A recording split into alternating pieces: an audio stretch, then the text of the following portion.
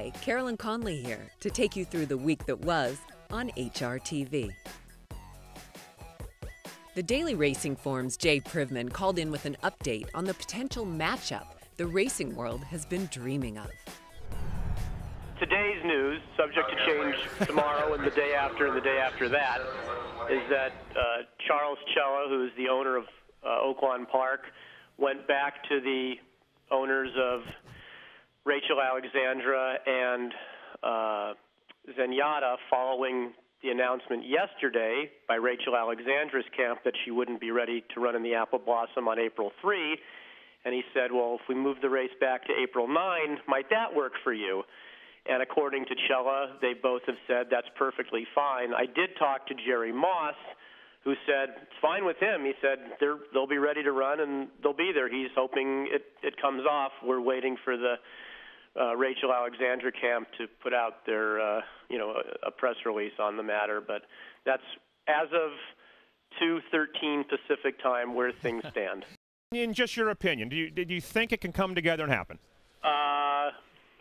My gut feeling is no. I mean, it's still 2 months away. They both would have to stay healthy in and of itself, and there just seems to be some reluctance from the Rachel camp at this point as to whether she'd be ready for a peak race that soon in the year. Right.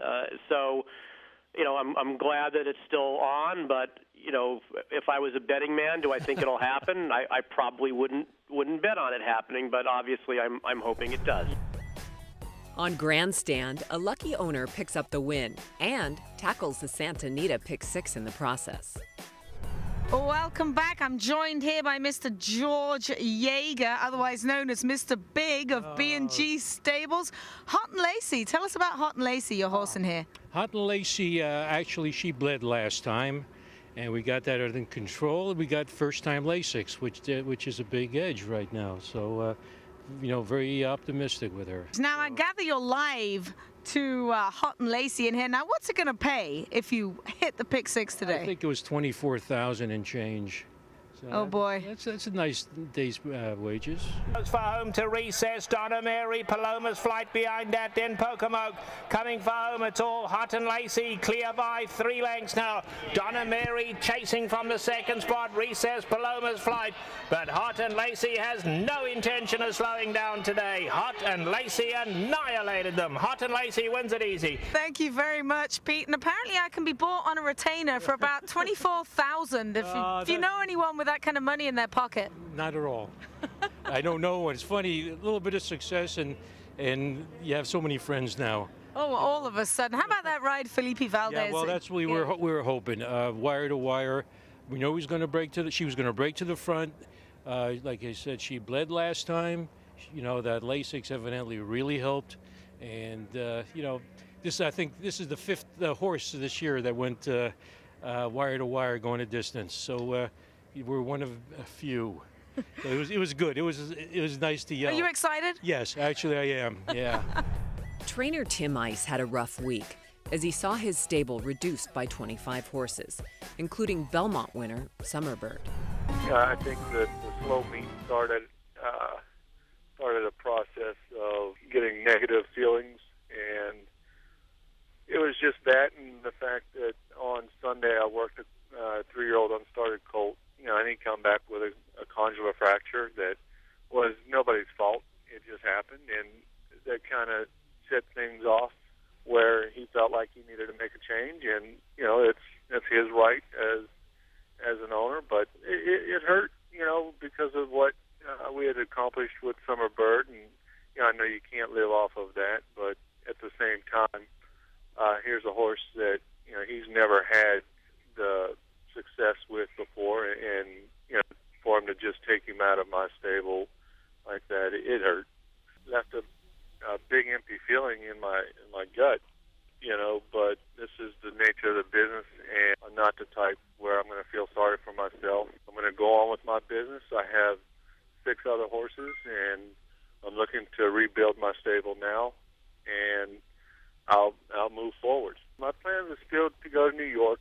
I would like to get in contact with some New York owners, and I would like to have my stable in New York.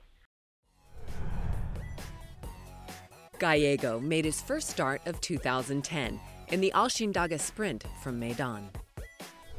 500 metres out and Tacteur, 2.5 lengths in front of Instant Recall. McGillion is third, Star Crown is fourth, and Indian Chant, followed by Musalem, El Cambio, War Artist. Gallego's got a lot to do. There's a gap coming, but he'll need to get a move on. Morgan Drive and Sir Jerry down the outside. War Artist got through, dash to the front, 150 out. It looks all over. Gallego's running on now, but War Artist stole a break and Gallego can't pick him up. War Artist much too good. War Artist beat Gallego. El Cambio ran third.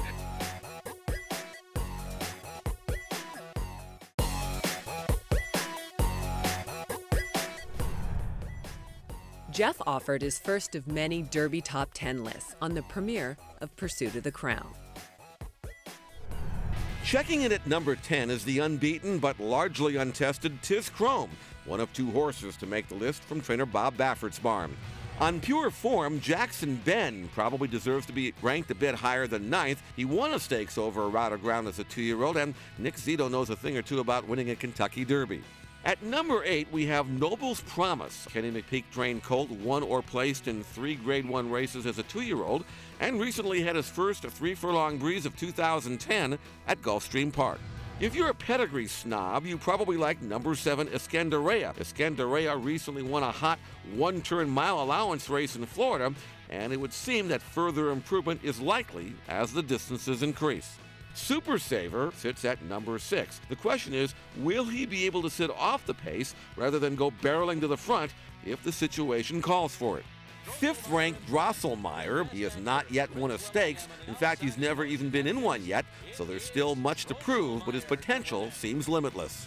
The one 3-year-old on our list who seems sure to handle the Derby's classic mile and 1/4 trip is 4th-ranked Ron the Greek. Fairgrounds form among 3-year-olds has been a bit suspect in recent years, but right now Ron the Greek looks head and shoulders the best among Derby prospects in New Orleans. There are those who are infatuated with the potential of American Lion, like me. Others aren't quite sold yet. American Lion has shown considerably more focus in workouts, and we'll soon find out if this Owen Hardy-trained colt is as good as advertised. Second-rated Buddy Saint has never finished behind anybody. He's getting geared up quickly for his 3-year-old debut, and if you think this Bruce Levine-trained colt should be rated number 1, you'd have a legitimate case. But for now, the champion deserves top billing, and Eclipse Award winner Lookin' at Lucky is the current winner book favorite. The son of Smart Strike won 5 of 6 last season. Now Baffert's goal is to have a relatively fresh horse ready on the first Saturday in May. HRTV went behind the scenes with the Remsen winner, Buddy Saint. Good morning, this is Shauna Shelton, and we are at the barn of Bruce Levine. This is home to Buddy Saint. Hi, Buddy. Hi. You might have a bunch of horses look at you when you say that. We got 3 buddies. Buddy Saint, Buddy Humor, Buddy's Song, Buddy's Holiday. That's so funny. His name is Buddy Saint. Is he really a saint? Yeah, he's a saint. He's just a big baby. Hopefully he continues to be a saint. He's perfect. He's an uncomplicated horse. Here he comes. And here he comes. Go get in that car. How does it feel to have the horse that everybody's watching right now? Nerve-wracking. He went real comfortable, real nice. Galloped out strong, you know. He's just a quiet boy, huh? Barbara Livingston is here shooting some of Buddy Saint today as well. It's hard to believe that he's just a 3-year-old. Exactly. He doesn't act like one. He doesn't look like one. And he just watched him. First time I've seen him work out. He doesn't work out like one. It's like he's been around a long time. He's an old soul. Buddy Saint. Buddy Saint. Buddy Saint. Buddy Saint. Just want you to give me 3 words that describes this horse and why. Alrighty. Let's go smart, strong, and hopefully the fastest.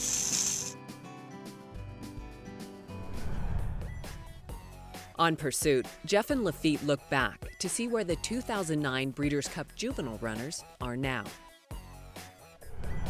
We're going to start with Williams Kitten, 70-1 when he loaded into the starting gate, and he would not be a factor on this afternoon, but he has only improved since. True enough, as Williams Kitten subsequently finished second in the Kentucky Jockey Club Stakes and third in the Holy Bull, the Derby distance clearly will not be an issue for this son of Kitten's joy. Now the break, and as expected, a cavalry charge soon develops. Watch Vale of York in the Godolphin Blue, and he starts to climb going into the first turn, and Escandaria not as close as he'd like to be. Now, Escandaria would never be a factor on this day, but an allowance win last month in Florida indicates he's well on his way to becoming an important 3-year-old. Round the clubhouse turn, and Piscatelli makes the lead. The Funny Bone finds himself in a perfect tracking position. Neither can be considered serious Triple Crown candidates right now. Piscatelli is out of action for 3 months due to a hind cannon bone injury, while the Funny Bone, who would eventually wind up last in this race, may have serious distance limitations. Up the backstretch, the Breeders' Futurity winner, Noble's Promise, and the Dogwood Colt, Aconite for Todd Pletcher. Noble's Promise might be a major player this spring. He would finish a very good third in this race and then second in the Hollywood Futurity. Aconite did finish a fairly respectable 5th on Breeders' Cup Day, but failed to impress upon his return when he could do no better than 6th in the recent Holy Bull. Sitting mid-pack, the duo of Pulsion and Aspire. Aspire checked in 12th on this day and hasn't had a workout since. Pulsion faded after 6 furlongs, wound up 11th, and missed his scheduled 3-year-old debut a couple of weeks ago due to a cough. Here is where you can start to separate the prospects from those that are suspect. Beethoven looking at Lucky.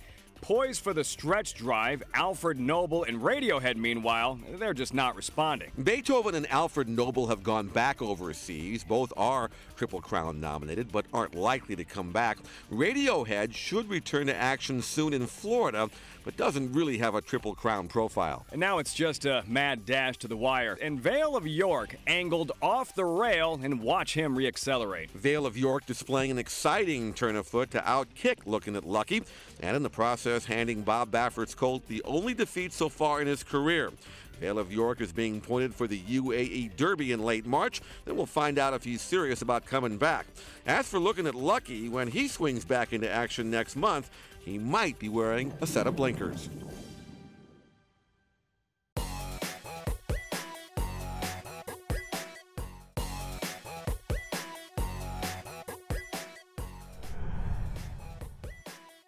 Rule represented Windstar with a victory in the Sam F. Davis at Tampa Bay Downs. Uptown Charlie Brown swings to the outside third. There into the stretch. Rule is digging in gamely. Schoolyard Dreams runs at the leader. 4 lengths farther back. Uptown Charlie Brown. His streak will come to an end today as Rule rules in the Sam Davis. He'll make every pole a winning one impressively by 2.5. Schoolyard Dreams is second. Uptown Charlie Brown is up for third in 1:44 flat, the 30th running of the Sam Davis. The Hollendorfer-trained filly Blind Luck pulls out a tough victory in the Las Virgenes. There is no denying that Jerry Hollendorfer has a way with the ladies. And while he's done most of his damage up north, King Jerry can be just as dangerous around these parts. Heat Seeker's going on with it, and it's going to be Heat Seeker to win the Santa Handicap. His latest project, for example, loves it down here. Here comes Blind Luck, and Blind Luck makes a bold move to the front. Oh my goodness, look at this, Blind Luck. That was huge. Some say she's the best 3-year-old filly in the country. And Blind Luck has just put them away with a 16th to go. And it's Blind Luck drawing clear.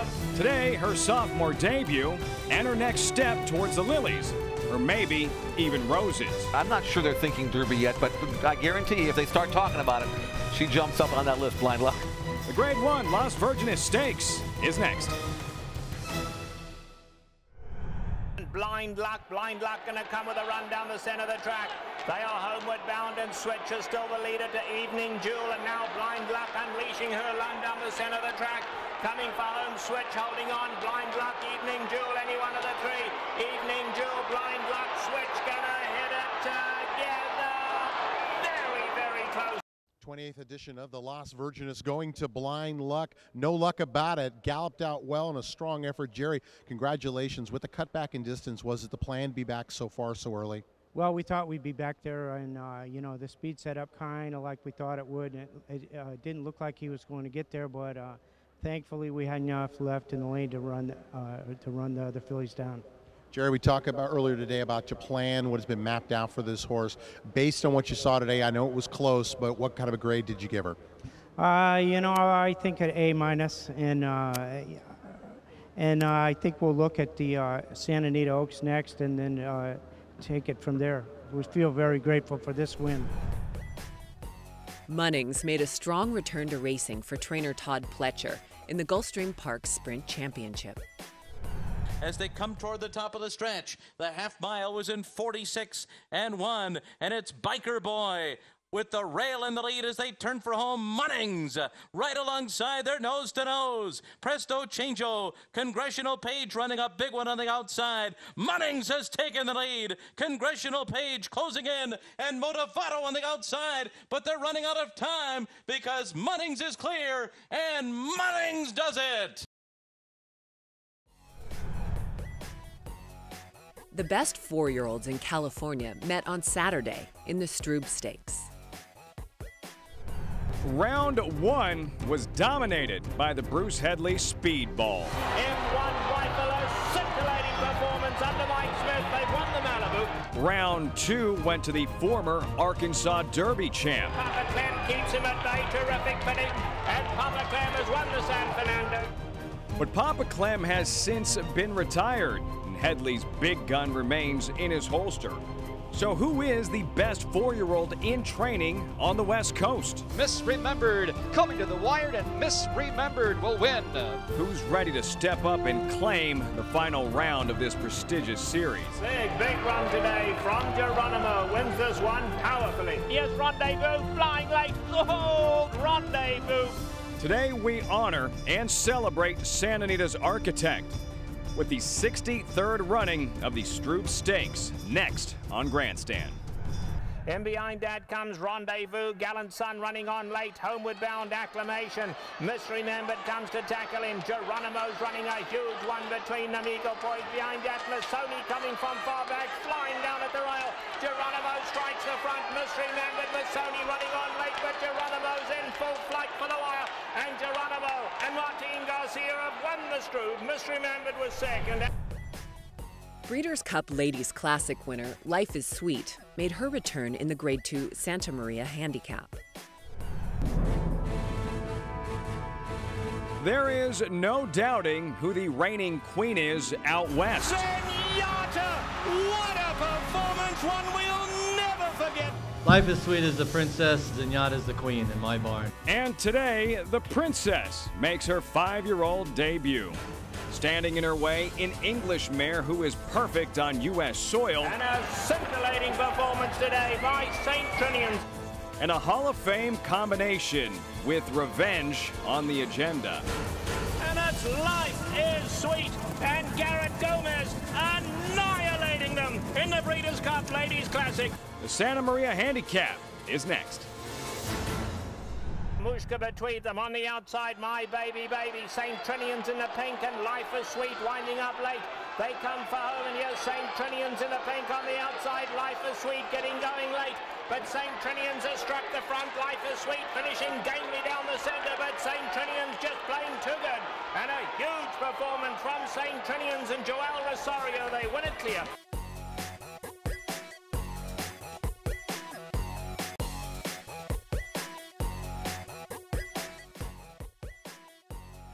Jockey Paul Atkinson talks about Cara Cortado's future potential on Across the Board. Paul, if you believe in being in the right place at the right time, it seems like right now we might be in that zone. You've got a very, very talented horse by the name of Cara Cortado. I like that horse. I remember there was a couple of horses so there was looking at it, and I remember I told him that, you know, yeah, I like that horse. I'd like to ride that horse. He had mentioned that he was thinking about having me ride him. And, you know, just his personality and his character. I wasn't sure how far he would go, you know. I just working him short there, and I knew he had speed. But, he was just kind of a neat horse. He had a great personality on him. When you look back at the fact that he ran for 40,000 in his maiden race, do you think to yourself, well, boy, did we get away with one? Oh, yeah. Well, I think, you know, we all kind of knew that then. You know, I believe Mike even knew that and whatnot. He wanted to take a shot with him there, you know, going the 4.5 and at Pomona and whatnot.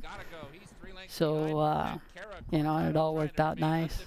You know, the last race we saw at Santa Anita, to me, was the most impressive because it really appeared that it was a race where this horse, instead of being out and clear, had to fight to get there. And it looked like you had to kind of zig and zag through a couple of horses, but once you asked this horse to go, they just rolled. Yeah, yeah, I wouldn't necessarily say he had to fight to get there. He just needed a little room. When he got it, he said, you know, excuse me, see you later type deal. You know, he's really got that nice turn of foot, and he's do anything that you want. You know, he'll go to the lead, he comes back, he relax, and just whatever you ask of him. Zoe Cadman stalked the backstretch for an HRTV diary on Cara Cortado.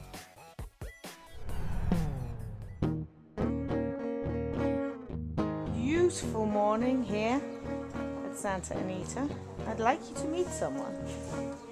This is Scarface. This is Lalo. ¿Qué pasó, Lalo? Okay, it's 1 and 1A. We'll find the rest of the team. This is 2 and 2B. This is SpongeBob. That is Orlando. This is Scarface, ready for go to the track. Hi, Lalo. Hi, Orlando. Hi, Emmy. Hi. You went awesome. He's ready. Aren't you, Scarface? You love your baby. He's going to sleep now.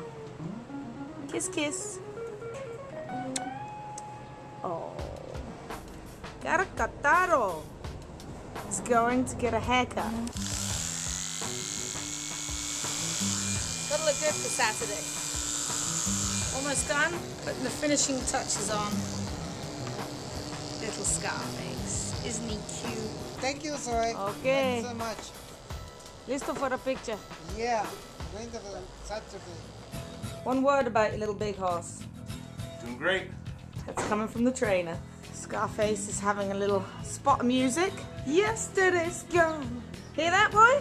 Stop thinking about tomorrow. Missed my calling.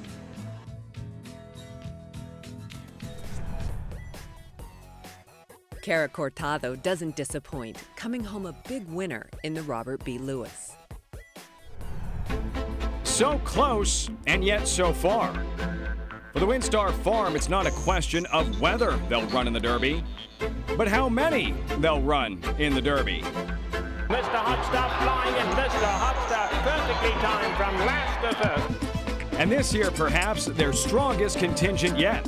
Super Sabre is out in front for Calvin Morell, giving chase. Williams Kenton for the Kentucky Jockey Club goes to Super Sabre. It is Ken DeSormo and Drosselmeyer out in front and gearing down as they race the line. Rule is gutting it out, and Rule will win the Delta Jackpot Stakes. And today, Windstar unleashes its West Coast Lion. American Lion, get my picks, gonna be close, American Lion!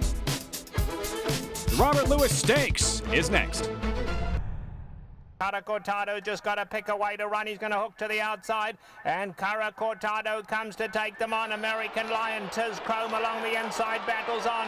But it's Cara Cortado striking the front with 1/8 of a mile to go now. And Cara Cortado starts to pull clear with a 16th to go. American Lion, Daving Dixie late. But it's going to be Paul Atkinson and Cara Cortado to take the Robert B. Lewis. Daving Dixie second, then American Lion, Tiz Chrome and Tango Tango. That's all for this week on HRTV. Here's a look at what's coming up next week.